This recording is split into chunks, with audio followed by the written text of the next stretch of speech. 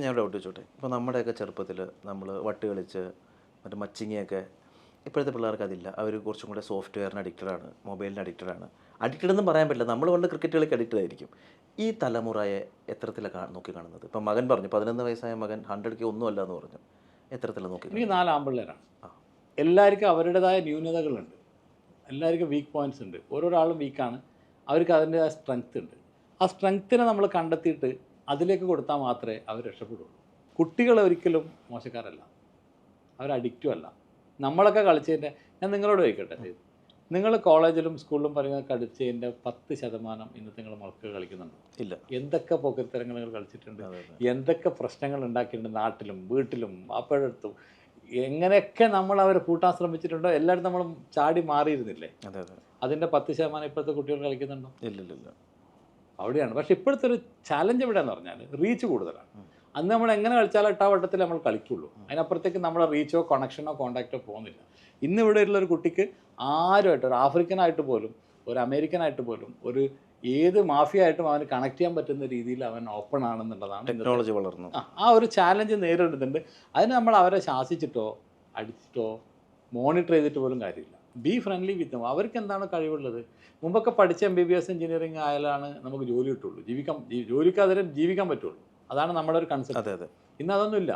Anything you do, you be successful in what you do. നമ്മൾ ചെയ്യുന്നതിലൊരു ഫോക്കസായിട്ട് കാര്യങ്ങൾ ചെയ്യാതിനപ്പുറത്തേക്കൊന്നും ഒരു ലൈഫില്ല.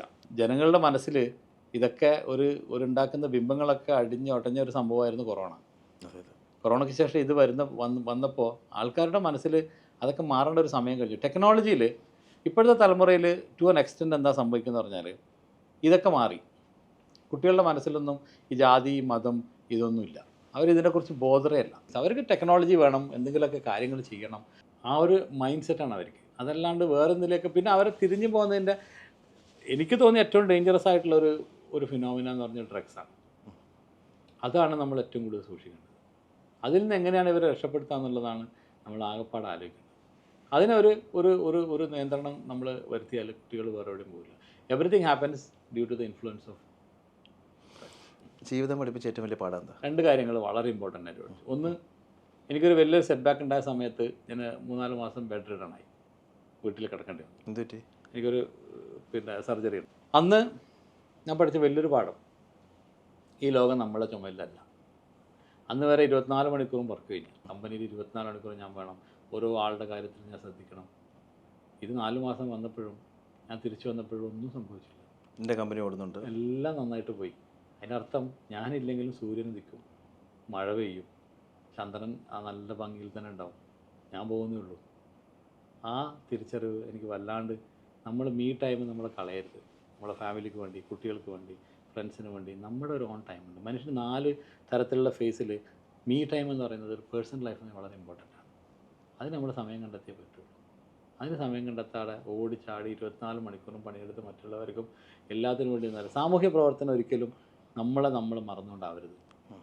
നമ്മളെ കുടുംബത്തെ മറക്കരുത്, നമ്മുടെ ഉത്തരവാദിത്തങ്ങൾ മറക്കരുത്, നമ്മുടെ കമ്പനി നമ്മൾ മറക്കരുത്. ബിസിനസ് ചെയ്യാണ്ടിരുന്നിട്ട് ഒരു കാര്യം, ഞാനൊരു സാമൂഹ്യ പ്രവർത്തനം നിന്നാൽ അവർക്ക് ശമ്പളം കൊടുക്കേണ്ടി വരുമ്പോൾ നമ്മൾ പെടും. അതെ, നമ്മുടെ സാമൂഹ്യ പ്രവർത്തനം വിളിക്കേണ്ടി വരും. ജോലിക്കൊന്ന് കൃത്യമായിട്ട് പോകണം, നമ്മൾ സാമൂഹ്യ പ്രവർത്തനം നല്ല ജോലി ചെയ്യാൻ ആളുണ്ടാവില്ല. രണ്ടാമത്തെ വളരെ ഇമ്പോർട്ടൻ്റ് ആയ കാര്യം എന്ന് പറയുന്നത്, നമ്മൾ ഇഷ്ടപ്പെടുന്നവരല്ല, നമ്മൾ ഇഷ്ടപ്പെടുന്നവരാണ് നമ്മൾ ഏറ്റവും കൂടുതൽ കെയർ ചെയ്യേണ്ടത്. ആ സമയത്ത് ഞാൻ കിടന്നപ്പോൾ ഒരുപാട് ആളുകൾ നമ്മളെ തേടി വന്നു. നാട്ടുകാർക്ക് ഭയങ്കര ഇഷ്ടമാണ്. ഒരു ഭയങ്കര ഇഷ്ടം എന്ന് പറഞ്ഞാൽ അങ്ങനെയാണ്, ഒരു വെരി ക്ലോസ് ടു ദ ഹാർട്ടാണ്. എന്ത് കാര്യത്തിനുണ്ടെങ്കിലും ഞാൻ അവരുടെ കൂടെ നിൽക്കും എന്നുള്ളൊരു വിശ്വാസമായിരിക്കും. പലരെയും നമ്മൾ ബഹുമാനിക്കുകയും ഇഷ്ടപ്പെടുകയും ചെയ്യുന്ന ആളൊന്നും അന്ന് നമ്മുടെ കൂടെ തിരിഞ്ഞു നോക്കാം. അവൻ കഴിഞ്ഞു, ഇനിയിപ്പോൾ ഇതിനെ കൊണ്ടൊന്നും കാര്യമില്ല, തീർന്നു. ആ തിരിച്ചറിവ് വലിയ പാടാണ്. നമ്മൾ ഇഷ്ടപ്പെടുന്നവരെയാണ് നമ്മൾ ഇഷ്ടപ്പെടുന്നവരെക്കാളും നമ്മൾ പരിഗണിക്കേണ്ടത്. ആ പരിഗണന കൊടുത്താൽ മാത്രമേ നമുക്ക് എന്നും അവരുണ്ടാവുള്ളൂ. നമ്മളെപ്പോഴും ഇഗ്നോർ ചെയ്യുന്ന പലരും ആയിരിക്കും ഒരു പക്ഷേ നാളെ നമ്മളൊന്ന് വീണ് കഴിഞ്ഞാൽ, ഒരു പ്രോബ്ലം വന്നു കഴിഞ്ഞാൽ സപ്പോർട്ട് ചെയ്യാൻ ഓടി വരുന്നത്. മറ്റാരും മൈൻഡ് ചെയ്യില്ല. അവർക്കൊരു പർപ്പസ് ഉണ്ട്. You have A purpose on me, I have A purpose on you. ആ പർപ്പസ് കഴിഞ്ഞാൽ ഞാനും നിങ്ങളും മാറും. ആ പർപ്പസ് ഇല്ലാത്ത, വളരെ ജെന്യൂനായിട്ട് അൺകണ്ടീഷണലായിട്ട് നിങ്ങളുടെ കൂടെ നിൽക്കുന്ന ആൾക്കാരാണ് നിങ്ങളുടെ ഏറ്റവും നല്ല സുഹൃത്തുക്കൾ. അടിപൊളി മെസ്സേജാണ് പറഞ്ഞത്. അത് വളരെ കൃത്യമായിട്ട് എൻ്റെ ലൈഫിൽ ഞാൻ കണ്ടതും കേട്ടതും അനുഭവിച്ചതും ഒരു സംഭവമാണ്. എംപ്ലോയീസ് എല്ലാം നിങ്ങൾ മോട്ടിവേറ്റഡ് ആണ്. അവർ മോട്ടിവേറ്റഡ് ആണെന്ന് വെച്ചാൽ അവരുടെ ശരീരഭാഷ നമ്മൾ ഓഫീസിൽ വന്നു കഴിഞ്ഞാൽ അവരുടെ ശരീരഭാഷ കാണുമ്പോൾ മനസ്സിലാവും. They are all happy. അവരൊന്ന് പറയൂ, ഇന്നലെ സാറിൻ്റെ വീഡിയോ കണ്ടായിരുന്നു. എല്ലാവരും പറയുന്ന പറഞ്ഞാൽ അവരൊക്കെ നന്നായിട്ട് ട്രോളിങ് ചെയ്യും. They are close to me, very close to my heart. അതാണുള്ള മക്കളെ രണ്ടും അവരുടെ കൂടെ ഞാൻ യങ്സ്റ്റേഴ്സായിട്ട് വിട്ടുകൊടുത്തിരിക്കുകയാണ്. അവരും ഇതേപോലെ സൗഹൃദ മനോഭാവമുള്ള കുട്ടികൾ. Very down to earth. ഒരുപാട് യാത്ര ചെയ്തിട്ടില്ലേ? ഇഷ്ടപ്പെട്ട സ്ഥലം? അസർബൈജാൻ എനിക്ക് ഏറ്റവും ഇഷ്ടം. അസർബൈജാൻ എനിക്ക് ഭയങ്കര ഇഷ്ടമാണ്. അവിടെ പോയപ്പോൾ ഒക്കെ നമ്മൾ അതുപോലെ ടർക്കി, ഇപ്പോഴത്തെ അല്ല, കുറച്ച് എനിക്ക് ടർക്കിയിലൊരു ഓഫീസൊക്കെ ഉണ്ടായിരുന്നു. അതുപോലെ UK. പലപ്പോഴും നമ്മൾ പല സ്ഥലങ്ങളിലും പോയിട്ട് നമ്മളിങ്ങനെ അതൊക്കെ ഒരു രസമാണ്. വായിക്കും അത്യാവശ്യം ഇഷ്ടംപോലെ ബുക്സ്. നമുക്ക് പ്രസംഗിക്കാൻ പോകുന്നുണ്ട് പലപ്പോഴും. പലതും കിട്ടുന്നത് ഈ ഒരു ത്രെഡ് കിട്ടുക, അതിനകത്ത് അവിടെ പിടിച്ചിട്ടാണ് ഇപ്പം നമ്മളിങ്ങനെ കണക്റ്റഡായിട്ട് ഡോട്ട് കണക്ട് ചെയ്യുക. അതെല്ലാവരുടേതും വായിക്കും. ഒരുപാട് തൊഴിലന്വേഷിച്ച് ഇപ്പോഴും ചെറുപ്പക്കാർ ദുബായ്ക്ക് കയറുന്നുണ്ട്. ഇനിയും അവർക്ക് തൊഴിലവസരങ്ങൾ ഈ രാജ്യത്തുണ്ടോ? ഇഷ്ടംപോലെ. UAE-യിൽ ഇഷ്ടംപോലെ. 1000 ജോബ്സ് ചാലഞ്ച് പറഞ്ഞിട്ടാണ് ഇപ്പോൾ ഒരു സംഭവം ചെയ്തുകൊണ്ടിരിക്കുന്നത്. ഇത് 420 ആൾ ഇപ്പോൾ പ്ലേസ് ചെയ്തെന്ന് പറഞ്ഞു. ഇനിയും ആയിരക്കണക്കിന് തൊഴിലവസരങ്ങളുണ്ട്, ആയിരക്കണക്കിനുണ്ട്. അതെന്തുകൊണ്ട് കണ്ടെത്തുന്നില്ല എന്ന് പറഞ്ഞാൽ ഇവിടുത്തെ എൻ്റർപ്രണേഴ്സിനെ പലപ്പോഴും ഈ SME, സ്മോൾ ആൻഡ് മീഡിയം എൻ്റർപ്രണേഴ്സാണ് മലയാളികൾ എന്നല്ല ഏത് രാജ്യത്തിൻ്റെയും എക്കണോമിക് നട്ടെല്ല് എന്ന് പറയുന്നത് ഇവിടുത്തെ ചെറുകിട കച്ചവടക്കാരാണ്. ആ കച്ചവടക്കാരെ നമ്മൾ അപ്ലിഫ്റ്റ് ചെയ്യണം. അവരുടെ ഇപ്പോഴത്തെ നിലയിൽ നിന്ന് മലയാളികൾക്കുള്ള ഒരു കുറച്ച് ആൾക്കാർ നല്ല സക്സസ്സാണ്. മറ്റുള്ളവർ ബിസിനസ് കൊണ്ടും അങ്ങനെ വന്നുകൊണ്ട് സക്സസ് ആയ ആൾക്കാരാണ്. അല്ലാണ്ട് അവർ ടെക്നോളജി ഉപയോഗിച്ചിട്ടോ അവരൊരു സിസ്റ്റമാറ്റിക് അപ്രോച്ചിലൂടെ ആയ ആൾക്കാരല്ല. ആ തലമുറയിൽ നിന്ന് പുതിയ തലമുറയിലേക്ക് വന്നു. പുതിയ തലമുറയിലേക്ക് വരുമ്പോൾ പല ഗ്രോസറിക്കാരും റെസ്റ്റോറൻറ്റുകാരും മക്കളൊന്നും വരുന്നില്ലടോ, ഈ ഇടത്തേക്കൊന്നും വരുന്നില്ല. എങ്ങനെ വരും?